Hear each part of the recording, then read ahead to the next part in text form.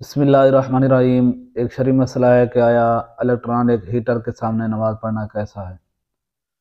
तो उसका जवाब ये है कि इलेक्ट्रॉनिक हीटर जो होते हैं तो वो चूँकि उनको जब उनमें राड लगे होते हैं और उनको जब बिजली मिलती है, करंट मिलता है, तो वो गर्म होकर गर्माहट देते हैं, ना कि वो आग बनते हैं। लिहाजा अगर हीटर जो है वो अगर साफ चल रहा हो, सामने खड़े होकर नमाज तो नमाज हो जाएगी।